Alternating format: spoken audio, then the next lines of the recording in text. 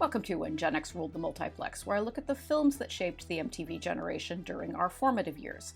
Today's pick, 1985's Mad Max Beyond Thunderdome, is the third film in the Mad Max franchise, following on the heels of 1979's Mad Max and 1981's Mad Max 2, which was released in the United States as The Road Warrior. Those are both excellent films, and one could pretty easily make the case that they are both stronger than the third installment. But in terms of direct pop culture impact on Gen X, Mad Max Beyond Thunderdome has been the most broadly influential, which is why I'm focusing on it today. Mad Max and The Road Warrior were both directed by George Miller, while Beyond Thunderdome was jointly directed by Miller and George Ogilvy. Miller's close friend and business partner Byron Kennedy, who produced the first two films, died in a helicopter crash while scouting locations for Beyond Thunderdome, and Miller reportedly lost enthusiasm for the project after that, and brought in Ogilvy to help him shoulder the responsibility. The screenplay was written by Miller and Terry Hayes. In addition to the Mad Max franchise, Miller has directed films as disparate as The Witches of Eastwick, Babe, and Happy Feet. He'd receive a Best Director Oscar nomination for 2015's Mad Max Fury Road. The Mad Max films take place in the Australia of the near future and center around the character of Max Rockatansky, who is played in the first three films by Mel Gibson in the role that raised him to prominence before the Lethal Weapon franchise turned him into a star. In the first film, which is dystopian as opposed to post-apocalyptic, Max is a cop in a deteriorating society who becomes a vigilante after bikers murder his wife and son. There's some debate over the timeline of global events in the Mad Max films, but it seems as though at some point between the first and second films,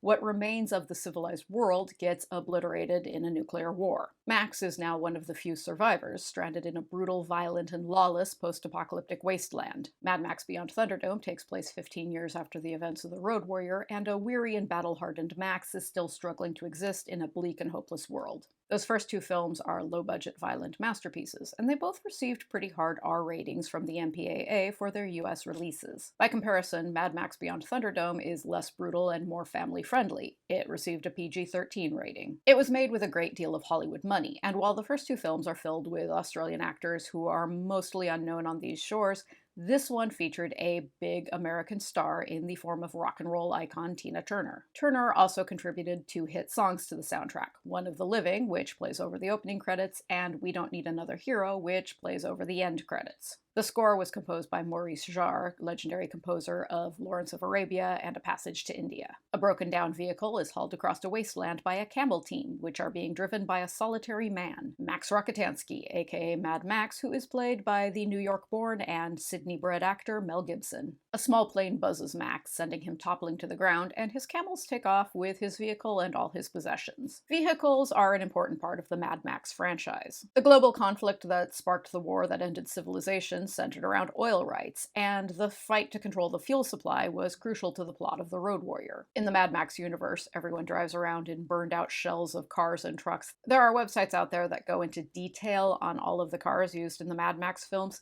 If that's your thing, I'm going to be a tremendous disappointment to you, because I don't know cars. The plane that ambushes Max belongs to a man named Jebediah, who jumps out and takes control of Max's camels and vehicle while his young son, Jebediah Jr., played by Adam Cockburn, flies the plane. Jebediah Sr. is played by character actor Bruce Spence, who pops up in a lot of films. He was the mouth of Sauron in the extended edition of The Return of the King. He also played a pilot in The Road Warrior, though not the exact same character. In pursuit of his camels and worldly goods, Max makes it on foot to an outpost called Bartertown. Entry to the town is controlled by a man known as the Collector, played by Frank Thring, who asks Max what he has to barter. Max offers his considerable fighting skills. He makes a deal with the Collector. He'll give 24 hours of his life in exchange for a replacement of his stolen possessions. Bartertown is crowded, chaotic, and miserable. Max is taken to the luxurious lair of Anti-Entity, leader of Bartertown, who is played by Tina Turner, who has never looked more fabulous, wearing enormous earrings that probably weigh as much as her chainmail dress. Bartertown runs on methane generated by pig manure. The man who controls the methane is Master, a person of short stature played by Angelo Rosito, known for Todd Browning's 1932 cult film Freaks. Master is always accompanied by a large and powerful helmet-wearing man known as Blaster, played by Paul Larson. Master and Auntie are in perpetual conflict. To shift the balance of power in her favor, Auntie wants Max to challenge Blaster to a fight to the death. In this way, Auntie can gain control over Master while keeping her hands clean. Max takes a job shoveling pig manure for Master Blaster, as they're known collectively. He befriends a convict known as Pig Killer, played by Robert Grubb, who is serving a life sentence for the crime of killing a pig to feed his family. quickly. While toiling in manure, Max learns that Blaster is extremely sensitive to high-pitched noises. When Max spots Master Blaster riding in his stolen vehicle, he picks a fight and angrily demands it back.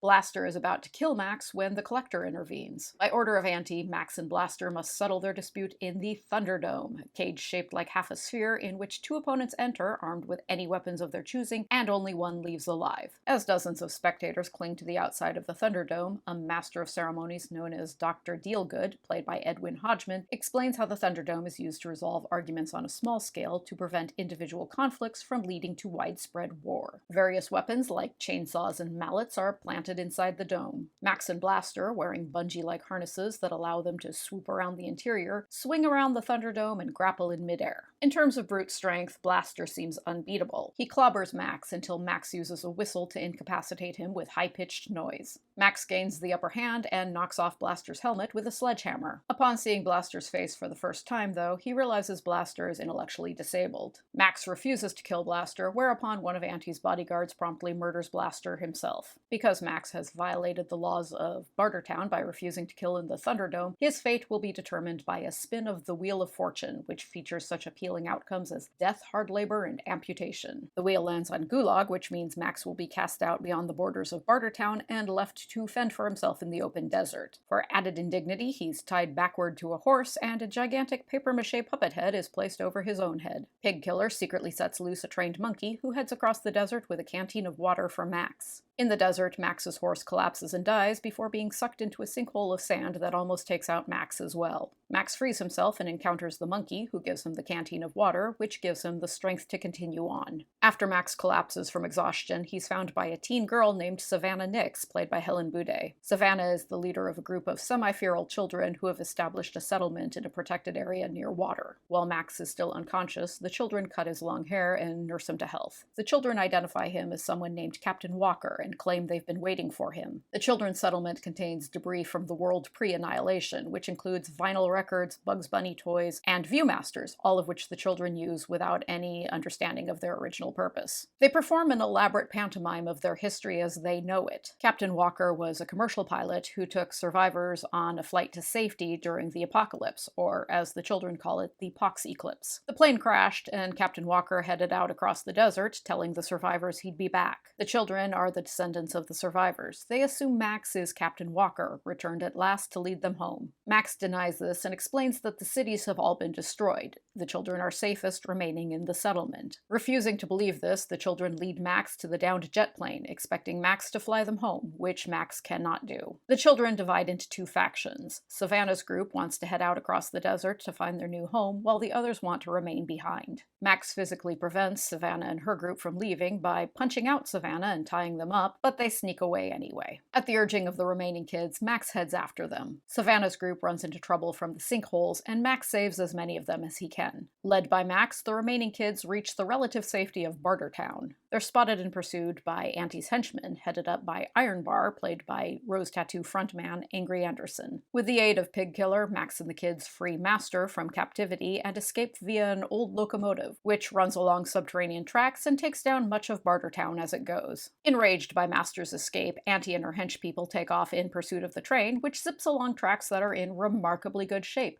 considering the utterly destroyed condition of absolutely everything else in the Mad Max universe. Auntie and her gang attack the train, and Max and the children fend her off. George Miller is justly acclaimed for his epic, moving fight scenes, which were also a showpiece of The Road Warrior and the fourth installment in this series, 2015's Mad Max Fury Road. These sequences almost defy belief. They feature a ton of moving parts and epic stunts on fast-moving vehicles that go in all directions. It seems like chaos, and yet every single part is meticulously planned, like a choreographed dance routine. The train runs out of track, and Max and the children find young Jebediah Jr. blocking their path as Auntie closes the gap. Max, Master, Pigkiller, and the kids take shelter in Jebediah's lair. Max convinces Jebediah to fly them to safety in his plane. Everyone climbs aboard, but there's not enough runway for the plane to get aloft. As Auntie approaches, Max stays behind, ramming a vehicle straight into Auntie's fleet to force them to stop so that the plane can take to the sky. Max finds himself at the mercy of Auntie, who seems to recognize him as a kindred spirit and unexpectedly lets him ago. Jebediah flies the children to the ruins of what used to be Sydney. The film ends with narration from Savannah, some years in the future, who has established what looks like a prosperous new city, as she tells the other survivors the story of Max. This is something that all the Mad Max films do to some extent, but it's particularly pronounced in Beyond Thunderdome. They take a violent, futuristic society and give it a mythical quality, turning Max into a folk hero. The 4 Mad Max films are sequential, and to an extent they build on each other, but they also exist individually as contained stories of a lone man who can do near superhuman deeds in the face of what seems like unstoppable violence. The character of Max could exist in a samurai film or in a western. He's a mysterious stranger with a tragic backstory who is violent, damaged, and flawed, but who lives by his own code of honor and who drifts through the world righting wrongs at great personal cost to himself. If we look at the Mad Max films overall, Mad Max Beyond Thunderdome represents the third, and at that time final, stage in Max's overall character arc.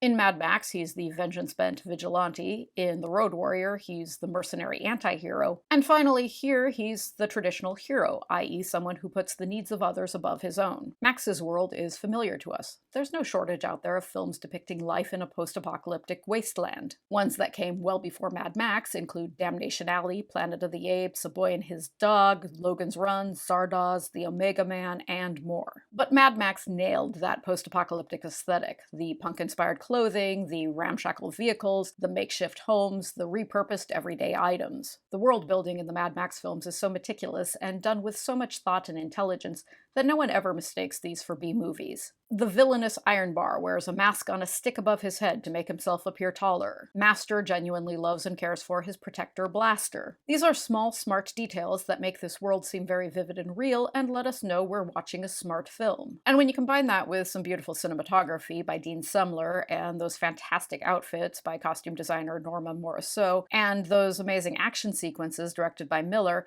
it's no wonder these films are regarded as classics. I mentioned earlier that Mad Max Beyond Thunderdome received a PG-13 rating in the US. That's a big adjustment from Mad Max and The Road Warrior. The established Mad Max universe is not a family-friendly one, loaded as it is with torture, rape, murder, and violence. The first half of Beyond Thunderdome seems to exist very much within that brutal and unfriendly realm, particularly with the battle in the Thunderdome, in which Max and Blaster go at each other with knives, mallets, and chainsaws. Then in the second half, with the introduction of the children, there's a tonal shift, and the film becomes much softer and fuzzier. In fact, and this is a strange thing to say about a Mad Max film, but there are moments when it almost becomes a Hollywood romp, with bumbling villains falling into pig manure, and kids outsmarting villains by sliding to safety down slides. As an adult, I'm able to identify The Road Warrior and 2015's Mad Max Fury Road, in which Tom Hardy replaced Mel Gibson as Max, as the superior films. But I saw Mad Max Beyond Thunderdome first, in 1985 when I was 11, and it hit me at a stage when my brain was very receptive to outside influences, and it shaped me. Mad Max Beyond Thunderdome is MTV ready, and that's not just due to the presence of Tina Turner. Music videos often went in for strong post-apocalyptic imagery in the first half of the 80s. There's Duran Duran's Union of the Snake from 1983, and Duran Duran's Wild Boys from 1984, and Tom Petty's You Got Lucky from 1982, and Billy Idol's Dancing with Myself from 1985, and several others. And all of this really spoke to young Gen Xers. I found something evocative and wildly compelling in this idea of trudging across a barren wasteland, dressed in tattered and yet fashion-forward clothing, dripping with weapons, slathered in body paint, and surrounded by the vestigial traces of a ruined society. A lot of that is due to good old-fashioned Gen X Cold War-era nuclear paranoia, in which it seemed entirely likely that someday, if we were lucky enough to avoid being obliterated by the initial blast, we'd all be thrust into this kind of violent and unruly world. When that day came, maybe MTV and the Mad Max films could serve as our template for survival. Next time, we are going to choose between Ducky and Blaine when I dip back into the John Hughes well with 1986's Pretty in Pink. Thank you for joining me here today. I hope to see you then.